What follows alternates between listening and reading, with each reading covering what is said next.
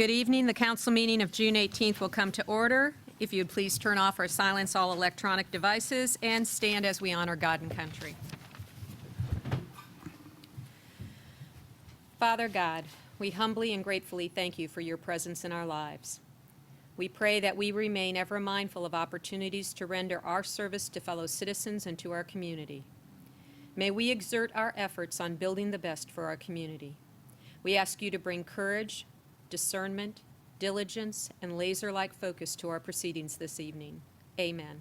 And now let us place hand to heart and pledge our great nation. I pledge allegiance to the flag of the United States of America and to the republic for which it stands, one nation, under God, indivisible, with liberty and justice for all. Thank you. Persons wishing to be heard on items not on this evening's agenda can turn in a form to our city clerk to the right. And first off, would ask Christina Stam to approach the podium. And as Christina approaches the podium, the Relay for Life is a program of the American Cancer Society that involves team camping out overnight with team members taking turns walking and running around the track. The event is an opportunity for our communities to honor cancer survivors, remember loved ones lost, and fight back against a disease that has already taken too much from humanity. Temple Terrace Relay for Life was held on April 12th at Greco Middle School. And Christina Stam and members of the city's team walked the track for 12 hours straight. We know that, right, Christina? From 6 p.m. on Friday until 6 a.m. on Saturday morning. Team leaders like Christina not only participate the day of, but also organize the team and raise funds in the months leading up to the event. This year, the City of Temple Terrace Relay for Life team was led by Christina Stam, a finance customer service representative. Christina's fundraising goal for the city was $3,500. Christina worked tirelessly to ensure that the City of Temple Terrace would realize its goal, arranging fundraising events such as selling coffee and donuts, chocolate bars and T-shirts, carnations for Valentine's, and homemade baked goods. She also organized the city's first ever chili cook-off in January. But the fun for a good cause didn't stop there. Christina enlisted the aid of the city manager, the fire chief, and the police chief for a pie-in-the-face contest in which city employees were encouraged to donate money to sponsor the person that they wished to see get pied. Due to her efforts to raise money to fight cancer, by the day of the relay, Christina had met the city's fundraising goal, but she continued throughout the evening, raising even more money. So the city's donation is the highest ever in our city's history, $3,822. So this evening, it is my pleasure, Christina, to present you a certificate of recognition that is going to Christina Stam in recognition of your hard work organizing the City Relay for Life fundraising effort for the American Cancer Society. We award it to you on this 18th day of June, 2019. Would you like to say a few words? No, we're just going to do it all over again, so we need help next year. Thank you, Christina.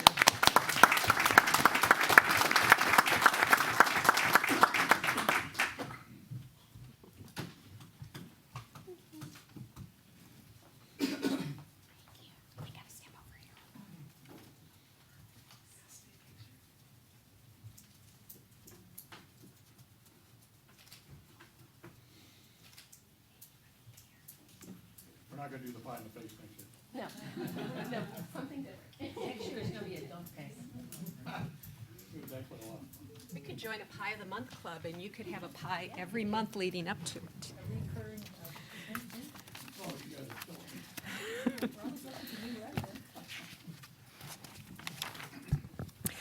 And next, if Gary White, Associate Director of the Hillsborough County Anti-Drug Alliance, would approach the podium. This evening, Mr. White is going to be making a presentation on tobacco products. Mr. White, good evening. Yes, good evening. Thank you all for having us this evening. And what I'd like to do is talk a little bit about tobacco sales at the point of sale at the retailer locations. So most of you, I think all of you probably have your packets. I'll go quickly, and I certainly hope to have questions by the time we're done. If you could bring up the presentation for us.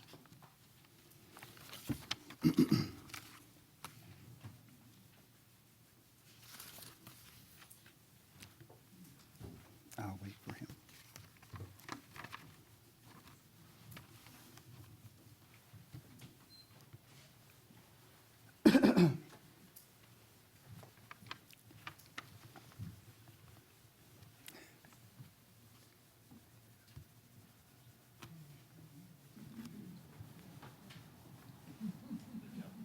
Aha. Not yet.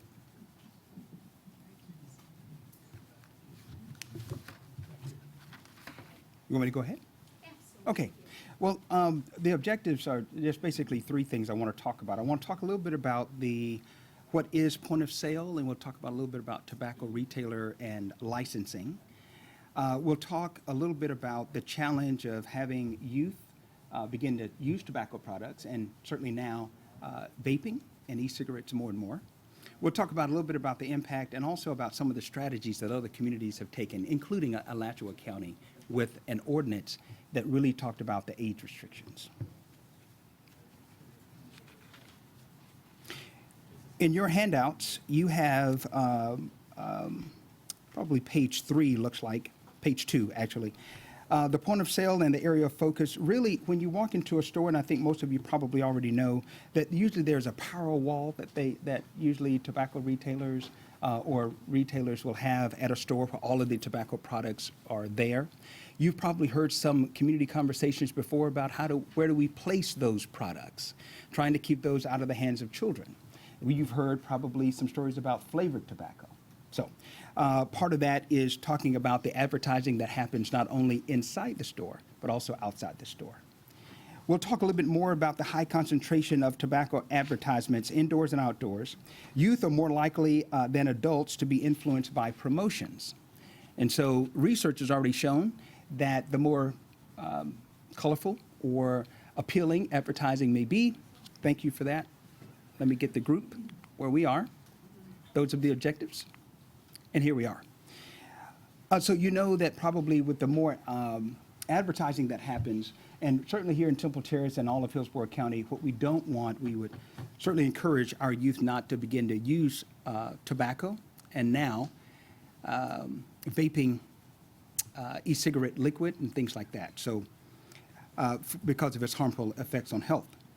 Another thing that typically happens at the point of sale, and I'm talking about the lower right-hand corner with product discounts.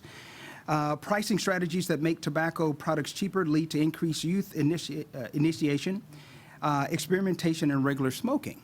So the truth of the matter is, if I am at 22nd and Lake in Hillsborough County, I'm probably going to see a different advertisement than I would if I was in West Chase or South Tampa. Typically because of higher median income, the prices are going to be different. So the pricing strategy. So that's not necessarily a part of that each community. Tobacco retailers, the tobacco makers, typically the advertising strategy includes pricing strategies. So part of what we're going to talk about tonight, what I would like to introduce, just for a bit of discussion, and my hope is that you have questions at the end and we can be able to come back and have more dialogue. Let's go to the next slide, and I want to talk a little bit about what is the big deal. What's the big deal about tobacco and implementing some strategies at the point of sale? I'll start with the broadband there about tobacco companies, how much they're spending, billions each year on promotions and advertising. I did see an article recently that CBS has decided to invest about $10 million. Most of you probably already saw that. That's a good start. Not that we would ask that really the right number. Is going to take some time to see what that's going to be about. When you look at the billions that are spent compared to one retailer, organization wanting to spend $10 million, you see that we have an uphill battle. So the main thing is we want to try to protect our youth from initiating tobacco use. Let me go now to, as we go across the top, I want to talk a little bit about the 80% of retailer outlets. I'll go over and talk a little bit about the more than 2/3 of teenagers that visit a convenience store at least once a week. We'll talk a little bit more about the higher number of tobacco retailers that are near schools. Obviously, if they're near schools, you're probably going to see a lot more advertisements, and we'll talk about that. So let's start first with the 80% of retail outlets. And really, we want to talk a little bit about, and the advertising that are at those outlets. The FDA does inspections. Typically, when they do the inspections, they're not only looking for, are those retailers selling to minors, they're looking for signage, they're looking to make sure we don't sell what is called onesies. Opening a pack of cigarettes and only selling one because maybe the client can't afford the whole pack. That is not legal. And so FDA does inspections. So let's talk a little bit about, FDA inspections in Temple Terrace. FDA inspections in Temple Terrace, we were number 25 out of 32 areas in Hillsborough County. What that means is we had a failure rate of 13%. And of course, Tampa, where there's many stores, the retailers, and population in the city of Tampa, they were number 4 on the failure rate, around 25%. So there are some things that we can do. So when I talk about the majority of the information or what they're looking for when they go into the stores, the FDA also, what we can do is peel back the onion and only talk about the sales to minors. And we'll talk about that. The next one, I'll skip over a couple of the studies that show, very top of the slide, studies that show that schools with a higher number of retailers near the schools have higher smoking rates. So really, when we talk about that, we talk about the density, how many retailers, tobacco retailers in a certain area. So let's talk about Temple Terrace and Hillsborough County. Well, first of all, Hillsborough County in the state of Florida, we're number 40. Hillsborough County is number 40 out of 67 counties. The only ones that really compare to us, Orange County, Miami-Dade, and Broward, based on the number of head of people, population. We're number 40 in the number of tobacco retailers. Let's scale that down to Hillsborough County and Temple Terrace. In Hillsborough County, Temple Terrace is number 7 out of 32 areas for the number of retailers. That's interesting, given that we are about maybe somewhere around 25,000, maybe a little bit more population-wise. And so when we take a look at that, we look at, of course, if there are more tobacco retailers out there, the propensity for advertising at those stores are greater. And of course, in such a small geographical area, we would expect some of our youth in Hillsborough and Temple Terrace to see that. The third thing I want to talk about is the one second from the left, which is more than 2/3 of teenagers visiting a convenience store at least once a week. And with those young people going into those stores, let's talk about how many sold to minors. In Hillsborough County, Temple Terrace ranks number 6 out of 29 areas that were inspected, selling to minors. Meaning that somebody that was under the age, the retailer, whether they check the ID or not, either way, they call them undercover buys. The retailers in Temple Terrace, that's pretty high. And so when I talk about selling to minors, of all the municipalities, Hillsborough County, City of Tampa, Temple Terrace fared the worst. The City of Tampa was more, did better, and they were number 8 out of 29. And Plant City did the best, 12 out of 29 selling to minors. So what is it about Plant City and with all the stores in the city of Tampa and in the city limits of Tampa, what is it that they're doing that they are making sure that they're not selling to minors? And you think about the sheer number of stores in the city limits. That's interesting. So let's talk about that a little bit more. Selling to minors is certainly something that we would certainly hope that by the time I'm done with this presentation, we'll talk a little bit more about how communities are addressing these kinds of things to keep their youth healthy. The last slide, as I get ready to wrap up, are, well, if we know the impact, we see the information, what are some communities doing about this? In your package, you have the final ordinance that the County of Alachua did adopt. They centered around the top one, which is age restrictions. We'll talk about retailer density, retailer location, and product placement in just a minute. But in that policy that you have, they raised the age of selling tobacco to minors to 21. You've heard some of the national conversation about that. And really what the expected outcome would be is that fewer and fewer young people in Temple Terrace and across the nation would begin to use tobacco products. And that would be good. The second one is retailer density. And if you remember, with retailer density, Temple Terrace is number 7 out of 32. Well, does that mean that we don't open any more tobacco retailers? Not necessarily. What that could mean is that if a retailer were selling more and more to minors, if they were in an inspection and they were cited, there are some progressive things that communities can do, from the amount of violation, the fines that could be levied, or when they come up for renewing of their license, there could be other things, sanctions that could be put in place. So retailer density is something that some communities are doing as well. The third one that you see there is retailer location. Part of an ordinance could restrict where a retailer could be located, within 1,000 feet of a school, within 1 mile of a school, within whatever feet. Mainly because in Temple Terrace, I don't know exactly how many youth may be walking to school, but there are a number. And so how could we reduce the visibility of those tobacco advertisements? We could do that to some degree through retailer location.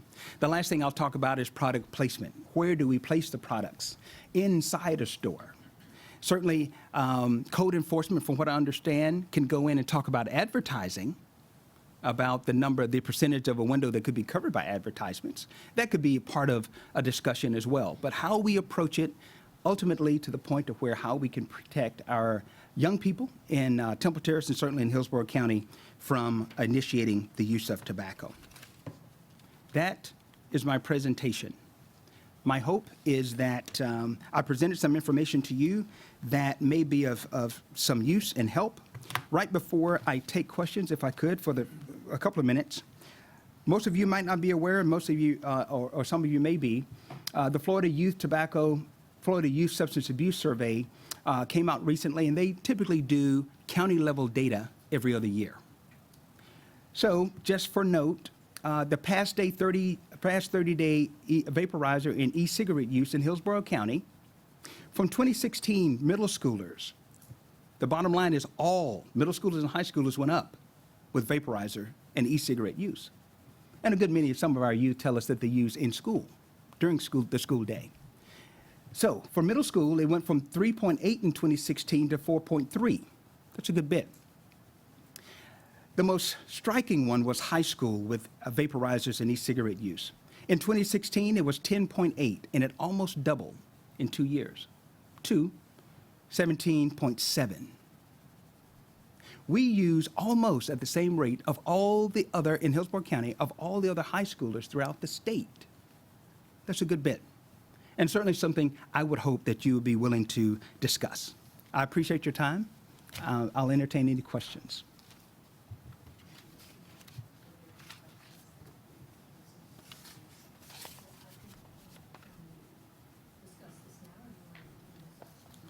If we want to discuss, it will be under new business, but if you had any specific questions for Mr. White. Okay, thank you. Thank you, Mr. White. You're welcome. Thank you. Council, if the minutes of June 4th, City Council meeting are acceptable, would entertain a motion to approve the minutes. Move to adopt. We have a motion. Do we have a second? Second. Are there any corrections? All in favor signify with aye. Aye. Opposed, nay sign. Thank you. Minutes stand approved.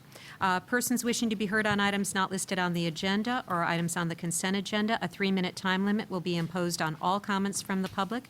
As speakers come to the podium, please state your name and city of residence. During public comments on items that are not on the agenda, city manager and directors in attendance do make note of items that are related to city business. I have no speaker cards before me this evening. Is there anyone that would like to address council on items not on the agenda? Thank you.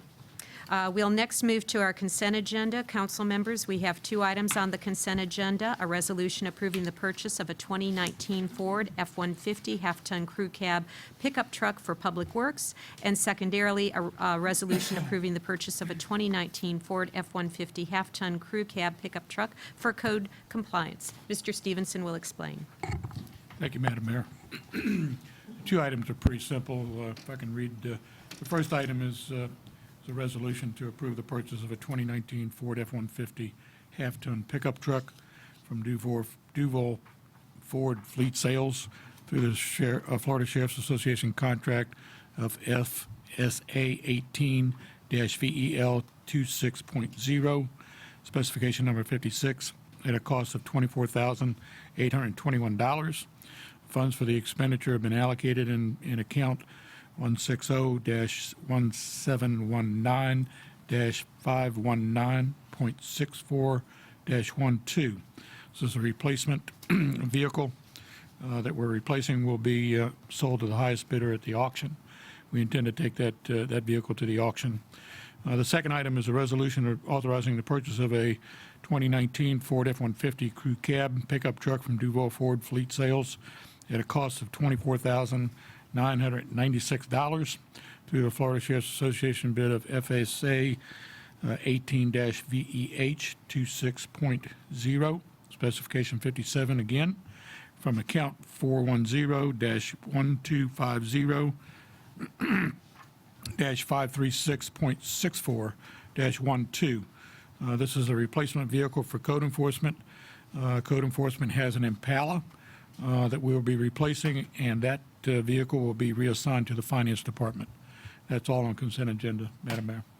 Thank you, Mr. Stevenson. Are there persons wishing to address council on items on the consent agenda? Seeing none, if the consent agenda is acceptable, would entertain a motion to approve the items on the consent agenda. Move to approve the consent agenda. We have a motion. Do we have a second? Thank you very much. All in favor signify with aye. Aye. Opposed, nay sign. Thank you. Consent agenda is approved.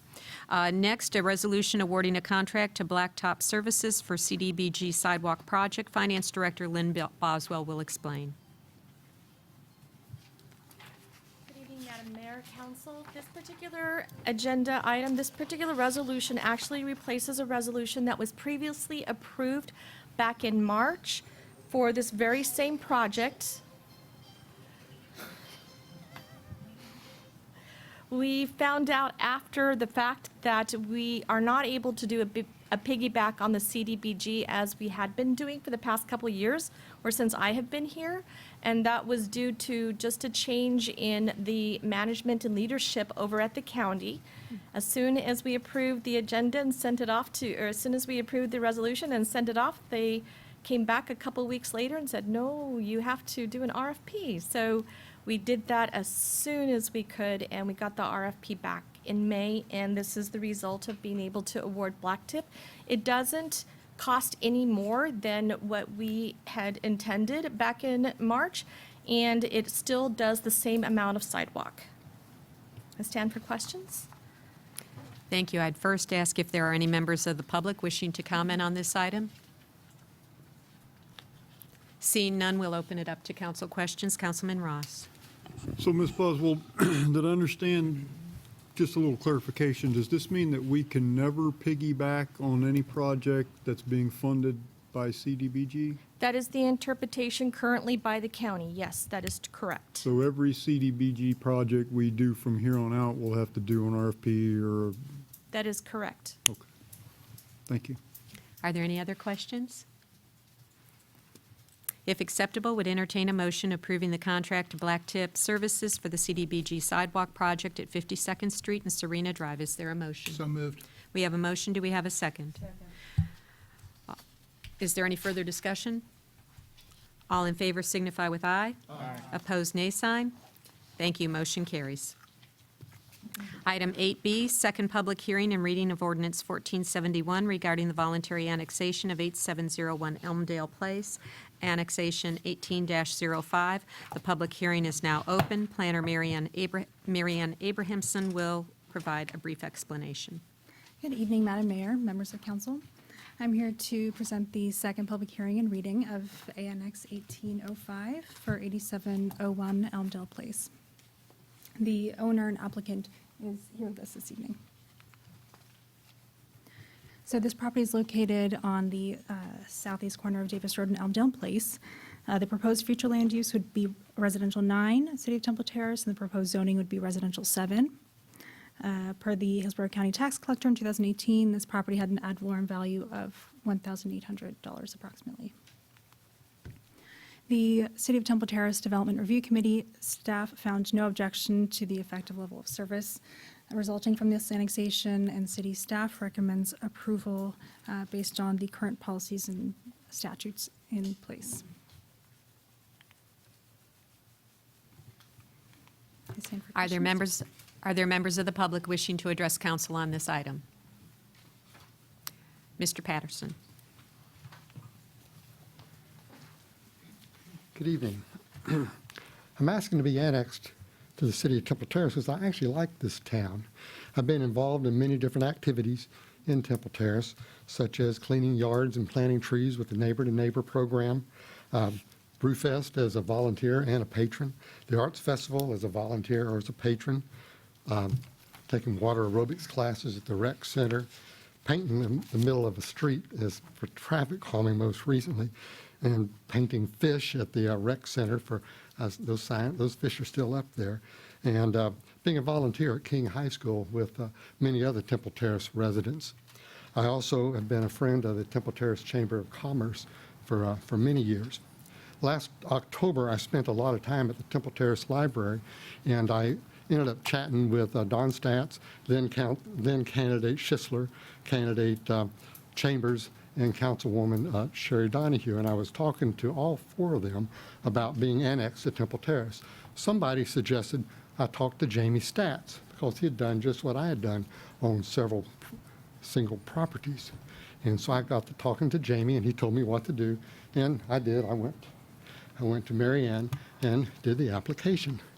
And of course, the council, the city said, yeah, I think it's not a bad idea. There's been some discussion, I've heard, that you're worried about trash pickup on at my house.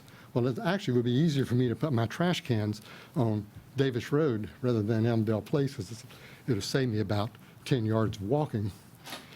And trash trucks go up and down Davis Road regardless. There also has been some concern about this only being a single house.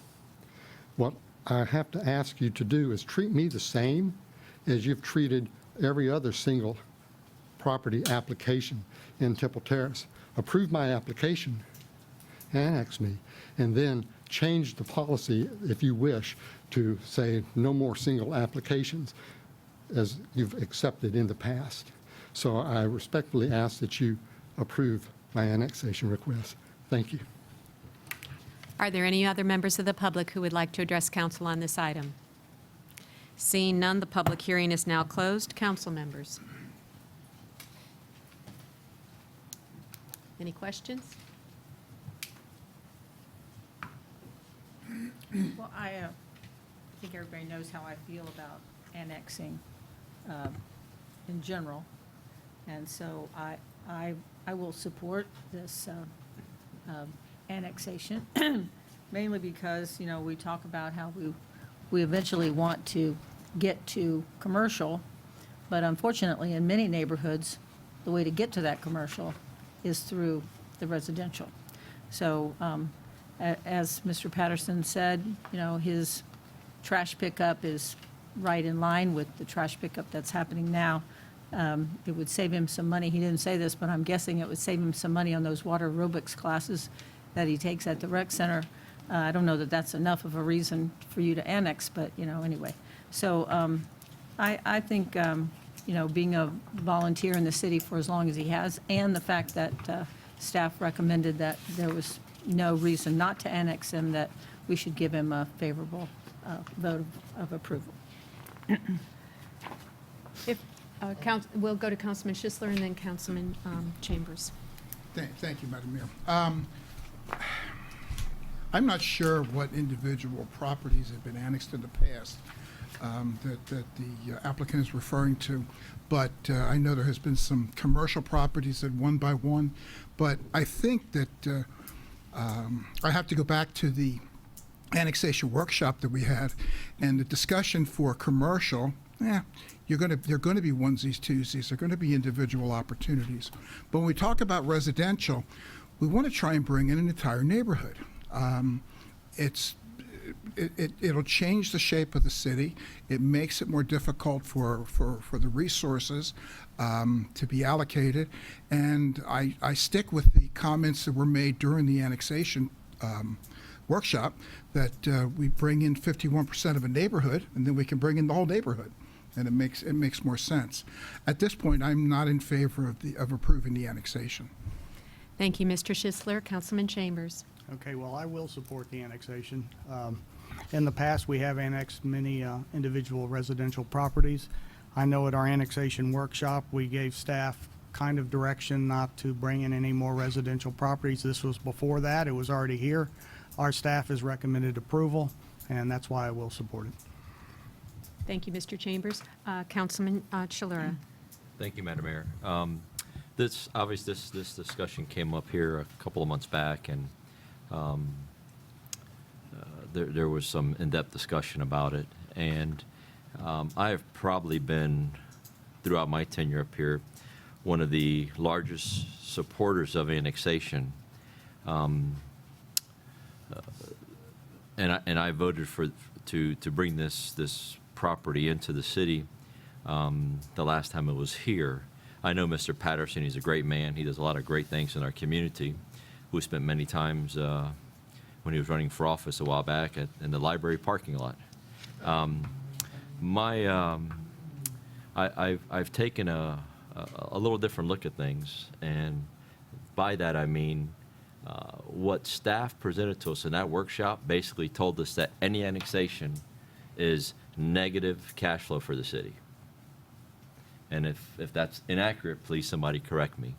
I was always under the impression that certain annexations are positive. Contrary to my beliefs in the past, which have never been explained from the folks that provide us the facts, and I don't mean Mr. Stevenson, but other professionals in the past that provide us information, never have I been told that this is costing us to do this. Now, in the past, I know Mr. Ross and others have said, how much is this costing us? Give us an overall picture when we're getting ready to maximize, so we know what's the trigger point for another station, and what's the trigger point for this and trigger point for that. That workshop we did was very healthy because, at least my view is, in order to keep the city financially fit and healthy, we have to continue to grow. But something has to change based on the explanation that staff gave us in that presentation, saying annexations are negative impacts to the city. I don't know what kind of annexation I can actually support today or tomorrow unless there is a change on how we're going to incorporate the new area, the new properties, whatever they may be, commercial or residential. We need to look at that, because I was always under the impression that even the commercial stuff is a positive cash flow. But we looked at properties in that workshop, and staff did a great job with that presentation, and we looked at the city at large. If we annex this area, or this area, whether it's commercial or residential, they were all negative. And I never thought that that would be the case, and it was. So I'm not going to support it unless staff can come forward and say, this is not going to impact us. It's nothing against this property. I'm talking about annexation in general. So if you bring me something tomorrow, unless something has changed, I'm going to hold the same position. So I want to explain clearly where I'm coming from. But that workshop certainly opened my eyes as to how we handle annexations as we continue to move forward with challenges in our budgets. We have to do a better job as a body to manage the people's money. I don't want to make decisions today and then 2 months from now have our budget, and I'm not talking about this house, but in general, our budget comes before us and we have a major shortfall, and there we go, another property tax increase. We already have one of the highest millage rates in the county. We don't need any higher millage rates to discourage people from coming to this city. So having said that, I've said too much, but I want to explain why I will not vote in favor of this annexation. Thank you. Thank you. Any other comments or questions, council? I would ask the clerk to please read the title of the ordinance.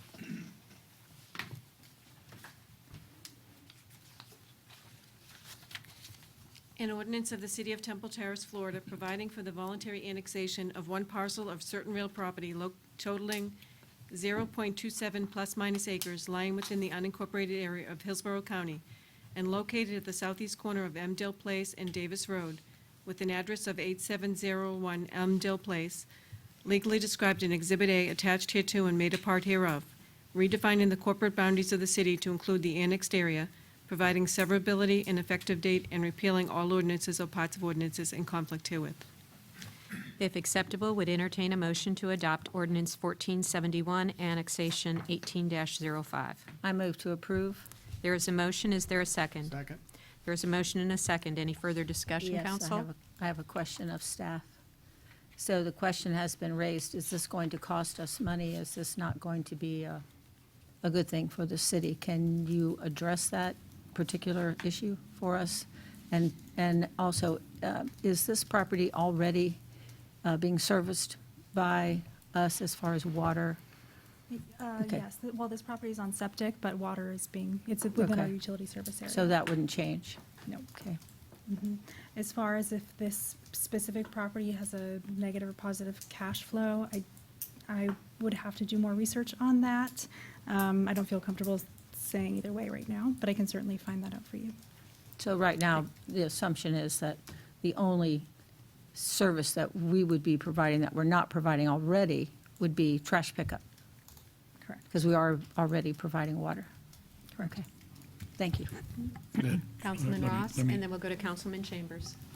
Yes, sir. If I can, we would also be providing police and fire as Oh, well. right. I mean, as we take this in. The collection on taxes is $1,800. I think that was put into the record. So council can certainly weigh whether or not that's enough money to cover this cost of supplying this house with services. So we don't have sewer out there, so we don't provide sewer. Thank you, Councilman Ross. I would just submit that we posed a question to our planner that nobody can possibly answer. There's no way anybody can possibly know how many, including the petitioner. Who knows that they're going to need to call 911 8 times in the next year, or that their house is going to catch on fire and I mean, nobody could possibly know the answer to that question.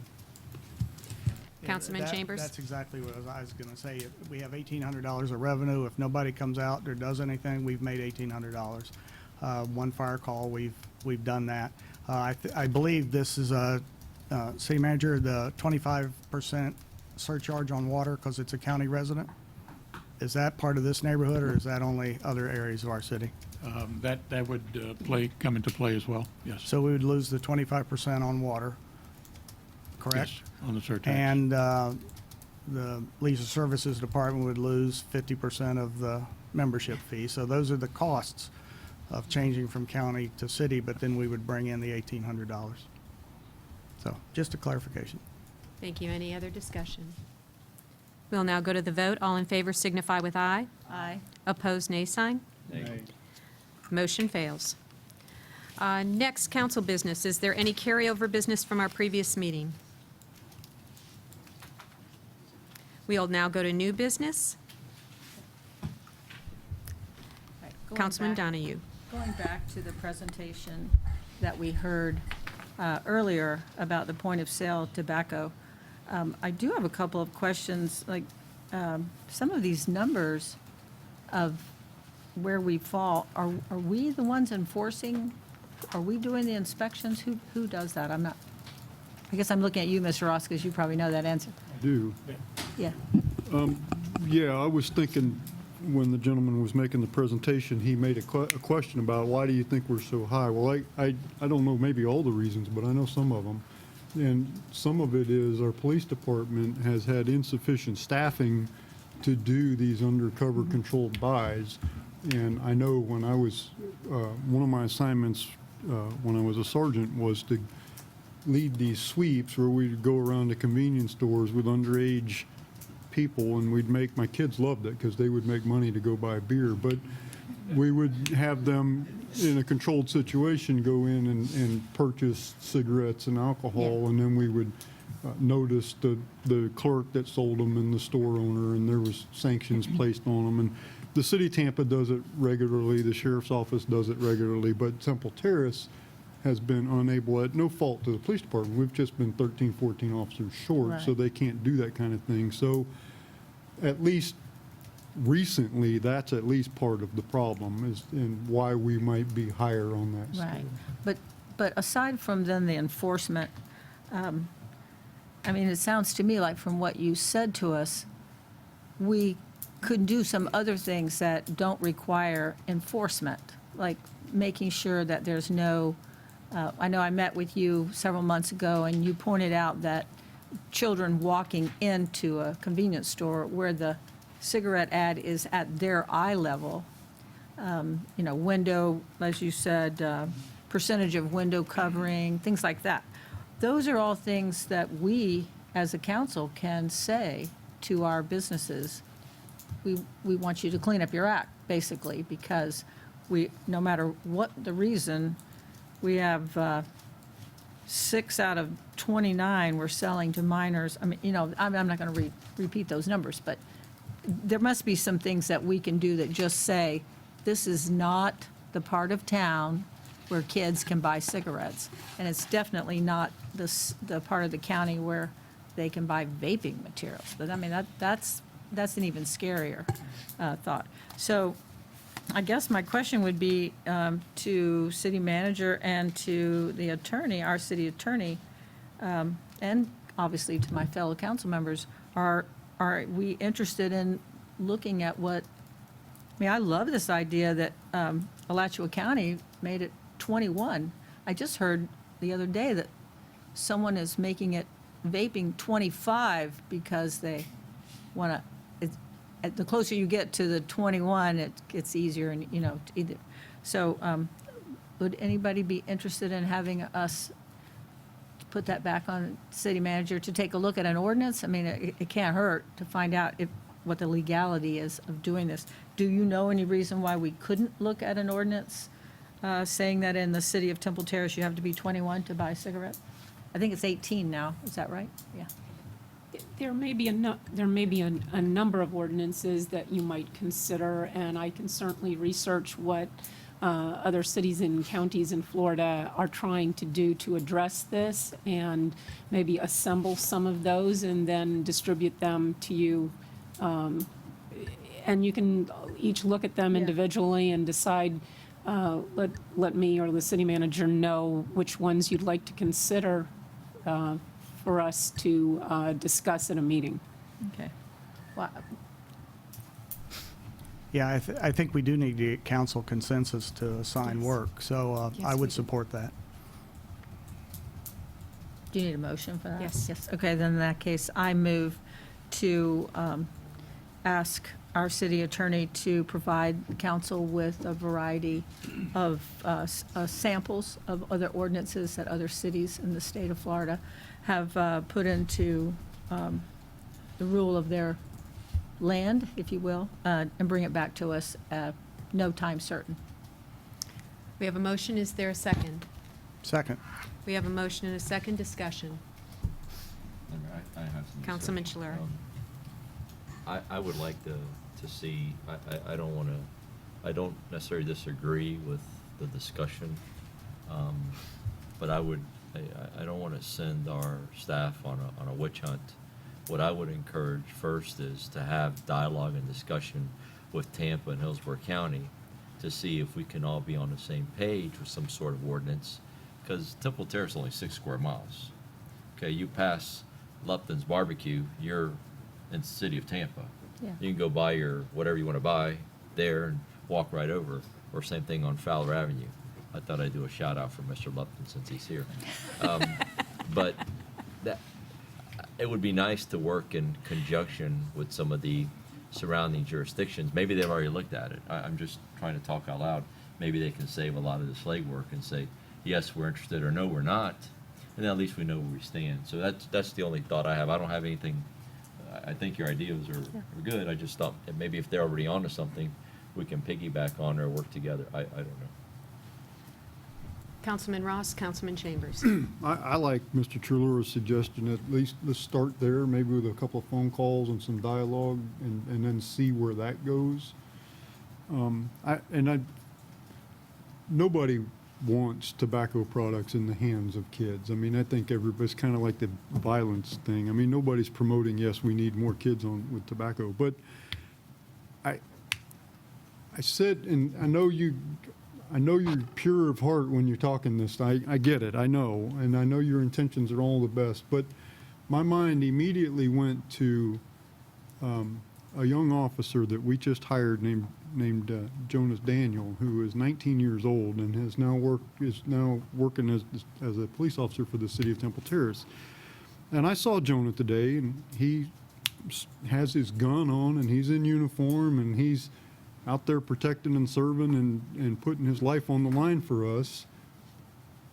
I just don't know if I could look Jonah in the eye and say, we appreciate what you're doing. Here's your gun, and go out there at 3 o'clock in the morning and come to my house and save my family, but you can't buy a cigarette. I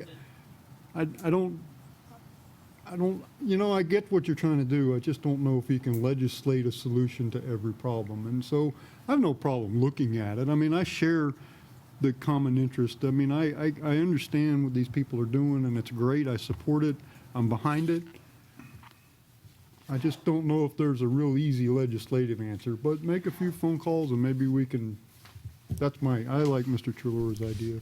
Councilman Chambers. If Councilmember Donahue would like to amend her motion to go more along the line of have the staff research this more and talk, I can amend the second on that. And also, Officer Daniels, we're not telling him he can't smoke. He just can't buy a cigarette at 21 in Temple Terrace. So, I agree to the amendment. I do have a question, if I can ask. Can you tell us what the ordinances are?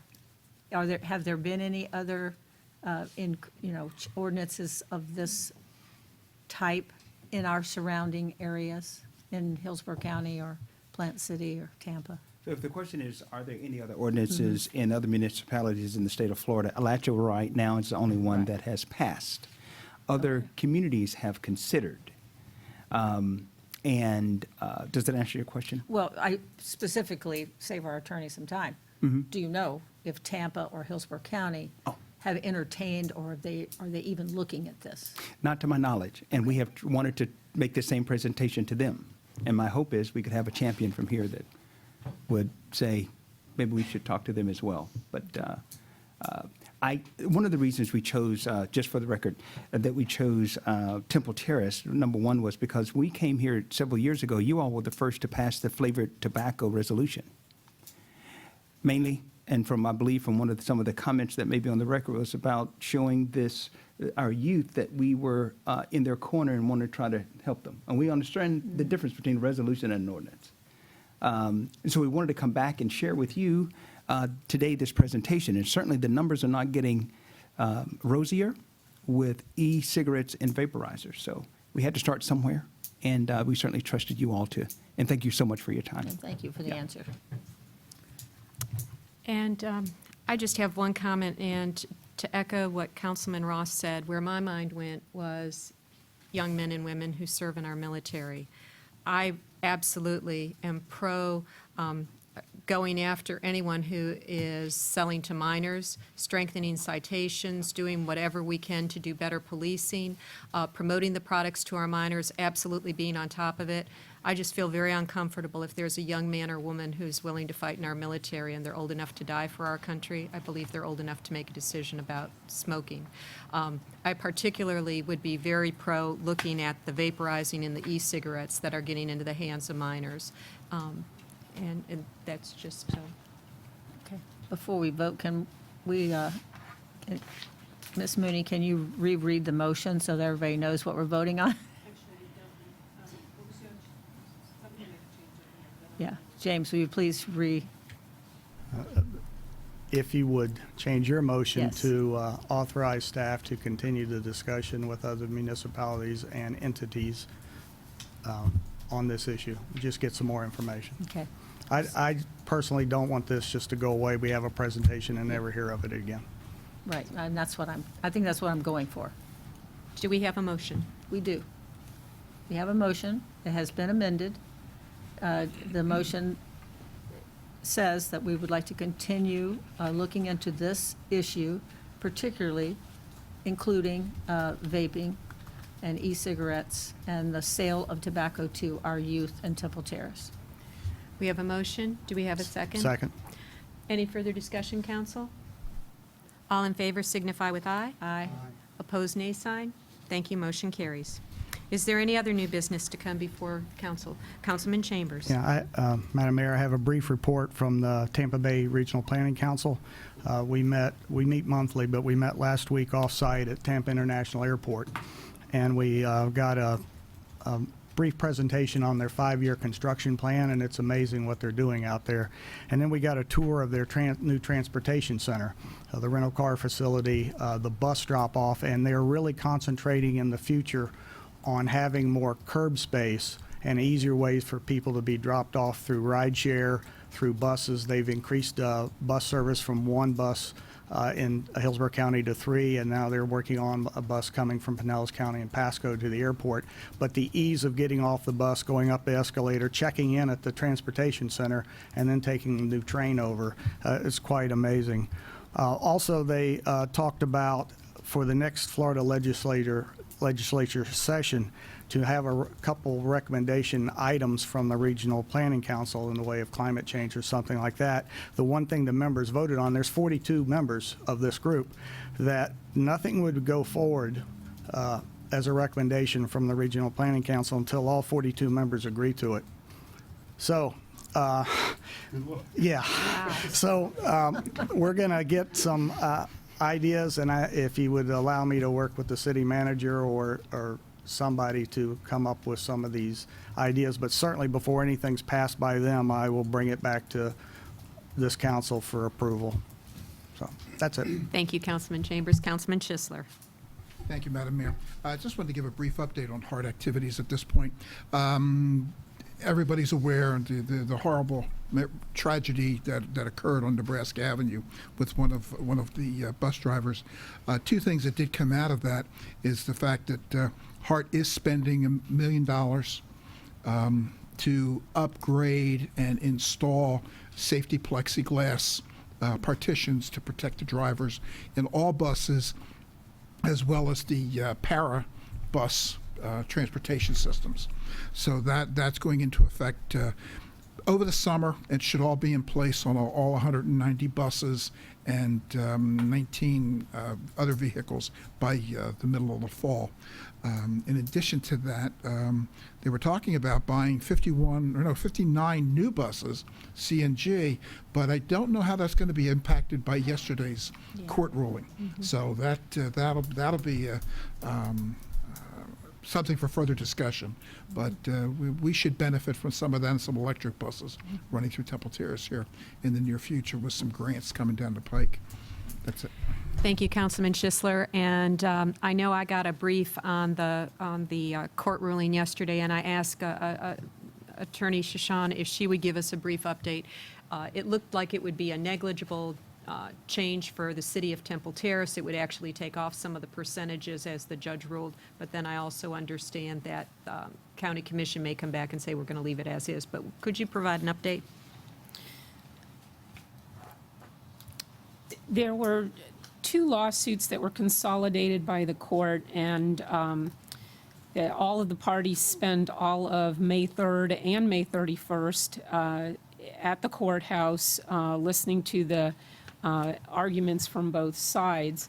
And yesterday, Judge Barbas, who's with the 13th Judicial Circuit in Hillsborough County, issued an order in which he granted in part and denied in part the plaintiff, who was Stacy White, granted his request for a summary judgment, but the judge also granted in part and denied in part all of the defendants' summary judgment motions. And the city of Temple Terrace was one of the defendants that were named in the lawsuit. Hillsborough County was a party, HART, Plant City, City of Tampa.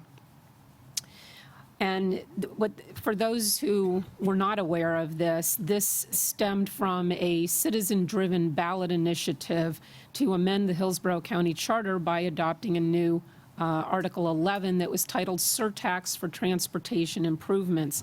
This was placed on last November's general election ballot, and it passed. By it passing, the Hillsborough County Charter was amended to enact a 1% transportation system surtax, And the voters also adopted at that time a formula for the distribution of the surtax proceeds. And Temple Terrace was one of the recipients of the proceeds.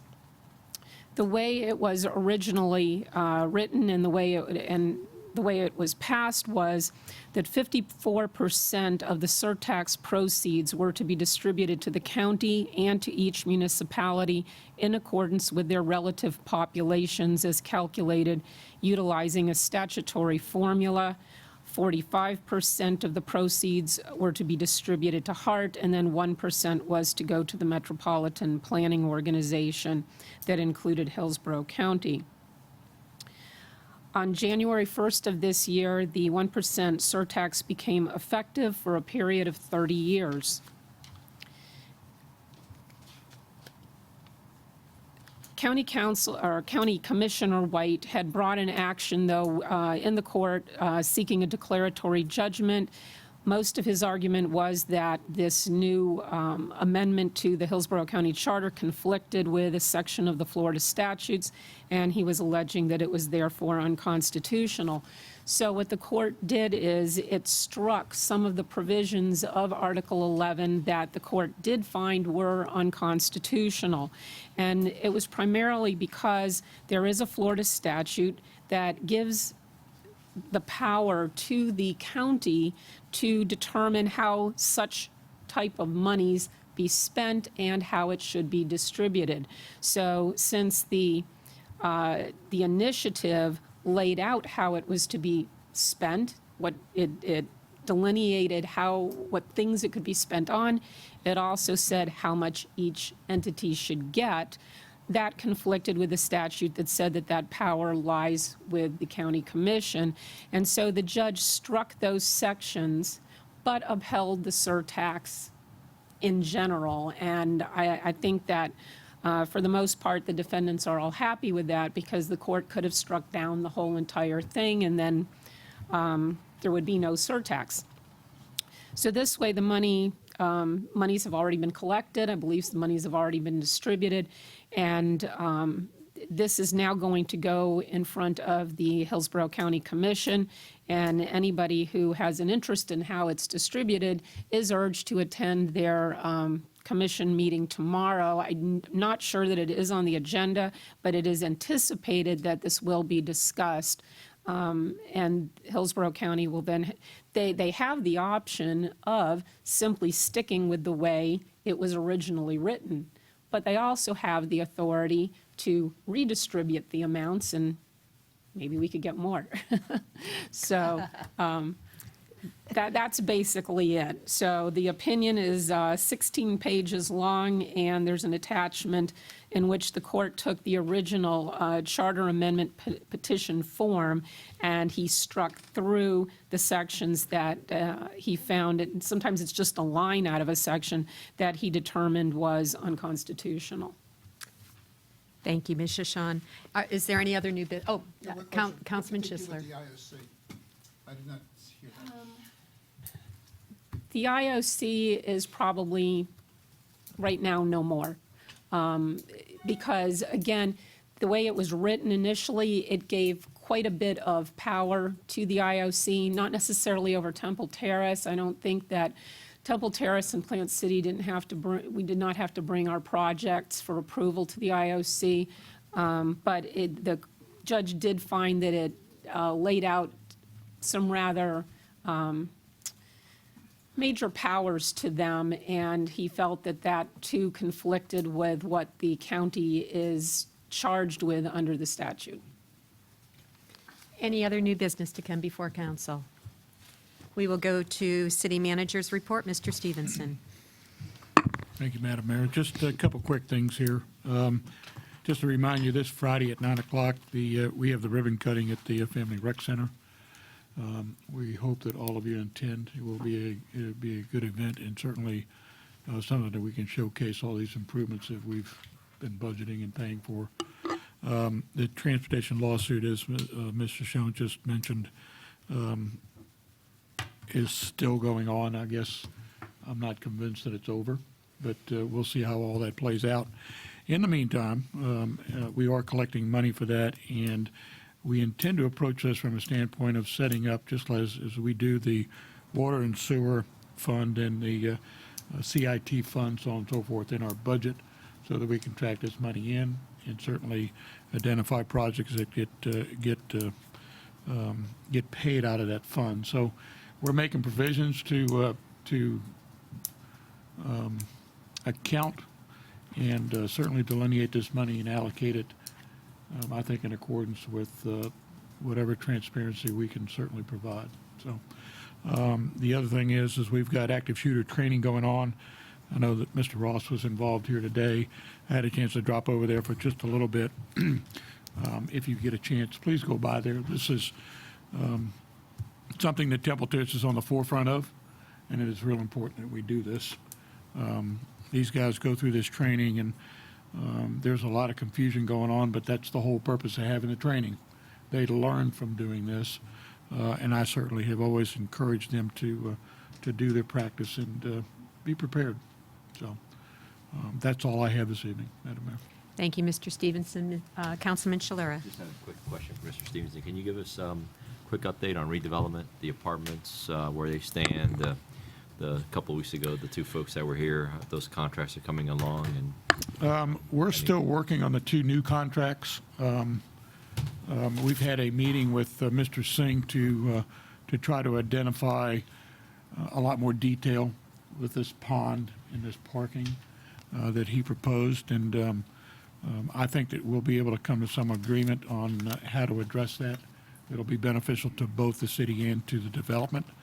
The Matera Group, I don't know that I've reached out to the Matera Group, but we certainly have that on the agenda. That's only a couple weeks old, so we are anticipating working on that. The Richmond Group is finalizing their plans. We heard from them today. Evidently, we're still anticipating a July closing so that we can break ground. We're going to reach out to them this week and see if we can do a groundbreaking ceremony. I think they'll probably be first out of the ground. Paragon, we're having difficulties dealing with Paragon from the standpoint of him reacting. He's got some plans in. We've sent plans back. I don't know that we've gotten any response back, but we will continue to pursue that with him. So that's redevelopment in a nutshell. Thank you. Thank you. Anything else to come before council this evening? Very good. Meeting is adjourned.